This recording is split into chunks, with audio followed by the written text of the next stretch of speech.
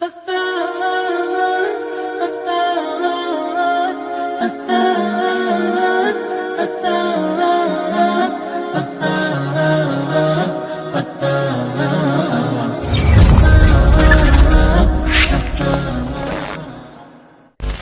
الْقَاهِرُ فَوْقَ عِبَادِهِ، اور وہ چھایا ہوا ہے اپنے بندوں کے اوپر، غالب ہے، یعنی چسک نہیں سکتا کوئی اس کی مرضی کے بغیر۔ وَهُوَ الْحَكِيمُ الْخَبِيرُ، اور وہی حکمت والا ہے اور خبر رکھنے والا ہے۔ قُلْ أَيُّ شَيْءٍ أَكْبَرُ الشَّهَادَةِ، اے نبی ان سے فرماؤ، بتاؤ سب سے بڑی شہادت کون سی ہو سکتی ہے؟ قُلِ اللَّهُ، تم فرماؤ اللہ کی شہادت۔ شہید بینی و بینکم، وہ گواہ ہے تمہارے اور میرے درمیان، یعنی مجھے کسی اور گواہی کی ضرورت نہیں ہے کہ میں اللہ کا پیغام تم تک پہنچا رہا ہوں، وہ دیکھ رہا ہے، اللہ گواہ ہے کہ میں نے اپنا پیغام جو مجھے اللہ نے سپرد کیا تھا تم تک پہنچا دیا۔ وَأُوحِيَ إِلَيَّ هَذَا الْقُرْآنُ لِأُنذِرَكُم بِهِ وَمَن بَلَغَ، اور یہ بھی ان سے کہہ دو کہ اللہ نے مجھے قرآن وحی اس لیے کیا ہے تاکہ اس کے ذریعے میں تمہیں بھی ڈر سناؤں اور جس تک بھی یہ کتاب پہنچ جائے۔ یہ وہی آیت جو ہم نے سینکڑوں دفعہ یہاں پہ تلاوت کی ہے، سورۃ الانعام آیت نمبر 19، اسی میں میرا ریسرچ پیپر ہے، امام الانبیاء کی دعوت قرآن، اس کے ٹائٹل میں یہ آیت لکھی ہوئی ہے، ریسرچ پیپر نمبر 4۔ تم فرماؤ قرآن مجھے اس لیے وحی کیا گیا تاکہ اس کے ذریعے میں تمہیں ڈر سناؤں۔ اچھا مجھے بتائیں، اگر اللہ کے نبی جن کی پرائمری رسپانسبلٹی تھی کہ انہوں نے قرآن کے ذریعے لوگوں کو آخرت کا ڈر سنانا ہے، اللہ کی طرف مائل کرنا ہے، تو اس کا مطلب ہے کہ اس سے بیسٹ سلیبس تو کوئی نہیں ہو سکتا، رسول اللہ سے بڑا ٹیچر کوئی نہیں صلی اللہ علیہ وآلہ وسلم، قرآن سے بہترین سلیبس ہی کوئی نہیں ہے۔ تو یہ بابوں نے اپنی کتابیں لکھ کے امت کو کیوں تھمائی ہوئی ہیں؟ ان سے ذرا پوچھیں۔ فضائل اعمال، فضائل سنت، 14 ستارے، یہ پکڑ کے کیوں انہوں نے حوالے کیے ہوئے ہیں؟ کہ قرآن میں کوئی نقص تھا؟ اور حکم یہ ہو رہا ہے کہ اے نبی تم نے بھی اس قرآن کے ذریعے تبلیغ کرنی ہے، اور جس تک بھی پہنچ جائے۔ قرآن پہنچا، لیکن آپ دیکھ لیں کیا خدمت کی ان لوگوں نے۔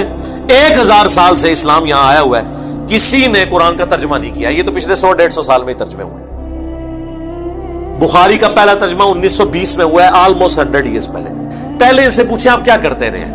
یہاں کی لوکل لینگویج تھی فارسی، پھر اردو بن گئی۔ قرآن فارسی میں ٹرانسلیٹ کیوں نہیں کیا؟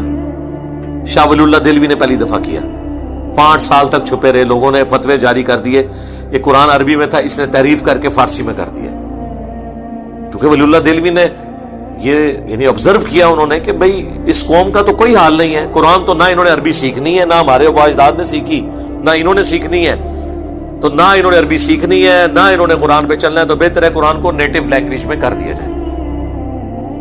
جس نے ہم نے یوٹیوب کا موڈ اختیار کیا ہے، ہمیں پتہ ہے کہ مدرسوں میں انہوں نے کوئی دین نہیں سکھانا، نہ انہوں نے صحیح بات لوگوں کو بتانی ہے، تو پھر ہم الٹیمیٹلی یہ جو ایک ڈیجیٹل موڈ ہمارے پاس موجود ہے، ہم لوگوں تک بات پہنچائیں۔ وہ ایک دیوبندی نے کتاب لکھی ہے مناقب ابی حنیفہ، اس کے مقدمے میں لکھا ہے دور حاضر میں حدیث کی کتابوں نے زندیقیت کا دروازہ کھول دیا ہے۔ پہلے ہم لوگوں کو مسئلہ بتاتے تھے، لوگ سن لیتے تھے، اب جب مسئلہ بتاتے ہیں وہ کہتے ہیں دسو کتنے لکھے ہیں، پوچھنا ہے لوگوں نے، شکر کرو کہ آپ پوچھ رہے نے۔ ایک او وقت آنا ہے پہلے ایک تو ترن گے، پھر کہیں گے ماما کہ تو بیان کیتے ہی نہیں کیتا دے تھے لان کر، یہ دن دور نہیں جے۔ ابھی تو آپ سے یہ لادہ پوچھتے ہیں نا سر، یہ وہ جس ہمارے ایک بھائی فون کر کے کہتے ہیں مولانا یہ کہاں لکھا ہوا ہے، کوئی آیت ہے، کوئی حدیث ہے؟ یہ اس دن تو ڈر جاؤ تو لوگ کنوں پکڑ کے تو لاون گے کہ کیا کر رہے ہو تسی، کوئی چیز لکھی ہے کدھرے؟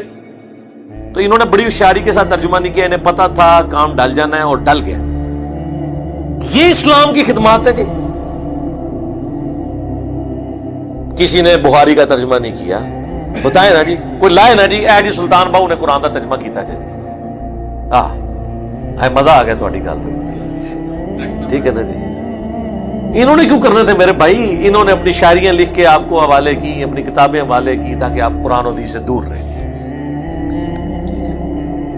اللہ کا شکر ہے آج مبارک دور ہے، ہمیں ترجمہ کرنے کی ضرورت نہیں، ہم لوگوں کہتے ہیں پڑھو اپنے اپنے ترجمے اور بتاؤ جو پڑھتا ہے۔ یہ جو میں پڑھ رہا ہوں نا، اس کا ترجمہ کوئی بھی پڑھ لے اپنے مکتب فکر کا، کوئی شیعہ ہے سنی ہے، پڑھے اور بتائے یہ کیا توحید لکھی ہوئی ہے۔ اے نبی تم فرماؤ کہ مجھے تو قرآن اس لیے وہی ہوا ہے کہ اس کے ذریعے میں تمہیں ڈر سناؤں، تبلیغ اس کے ذریعے کروں، اور جس تک بھی یہ پہنچ جائے، میری کوشش ہے جہاں تک پہنچ جائے تو یہ پہنچ جائے، یعنی وہ بھی اسی کے ذریعے آگے تبلیغ کرے۔ اَإِنَّكُمْ لَتَشْهَدُونَ أَنَّ مَعَ اللَّهِ آلِهَةً أُخْرَى، کیا تم اس بات کے اوپر گواہی دیتے ہو کہ اللہ کے ساتھ کوئی اور الہ بھی ہے؟ قُلْ لَا أَشْهَدُ، اے نبی تم فرماؤ میں تو اس طرح کی کوئی گواہی نہیں دیتا۔ قُلْ إِنَّمَا هُوَ إِلَٰهٌ وَاحِدٌ، اے نبی تم فرماؤ کہ وہ تو نہیں ہے مگر اکیلا، یکتا الہ، معبود۔ وَإِنَّنِي بَرِيءٌ مِّمَّا تُشْرِكُونَ، اور میں اعلان برات کرتا ہوں ہر اس ہستی سے جسے تم اللہ کے ساتھ شریک ٹھہراتے۔